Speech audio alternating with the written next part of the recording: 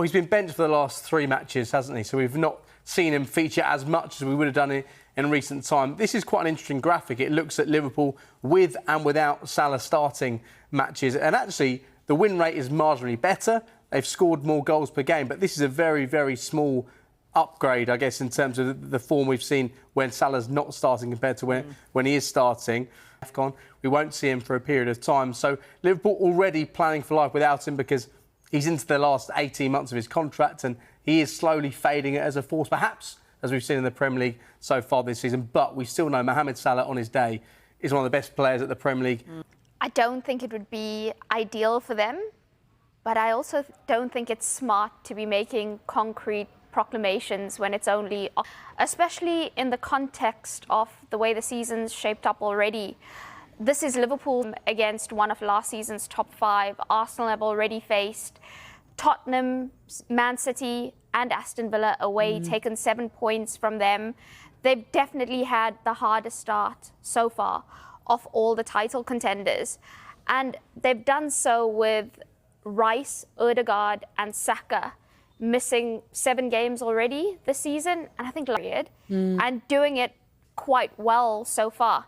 Also, in the last 10 seasons, the eventual champions at some point or another at some stage of the season.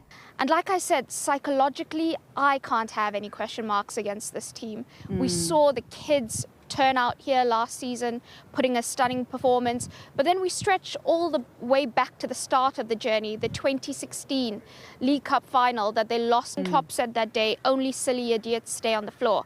And Liverpool didn't remain on the floor, even though they lost the Europa League final, then the Champions League final, those near misses against Manchester City in the league. So I think they're well accustomed to winning, but also not winning. So psychologically, no, but that was one of the highest quality games I've watched against PSG. OK, let's bring you a reminder of that huge breaking news and the developments we've got on it since then. It concerns the now in January. It's just a bump in the road. It is a blip. They will get themselves together because they're a very, very good side. And that's exactly what has happened. It's just a blip. They maybe haven't reached the same heights as they did last season. That was going to be hard to emulate. And one or two of their players maybe not playing as well. But overall, absolutely, they've got the firepower, they've got the ability to pull it round. And this is definitely a blip. Liverpool will be back there again. Problems at the moment and the main issues. You said about some players not. Yeah, well, the notable one would be Salah. He's not reached the same heights at all. He's a year older. Now, I'm not saying he's the same age as me, but he's a year he's a year older. And it was really hard. He was so fantastic last season that anything else below that there looks as 4 goals again. They will be back in business. They're just a wee bit loose at this minute. And some of the players, you know, for instance, the big captain of the side, you know, maybe just a bit off it at the moment. They can pull this round again without doubt because they have the ability to do it. And now they look at other people not being, as I said to you, hard to pull back round again. But in time they will do it. They'll just hang in there. They'll be fine. Arsenal very strong at this minute. Yeah. Liverpool will be very close, if not in front, at the end.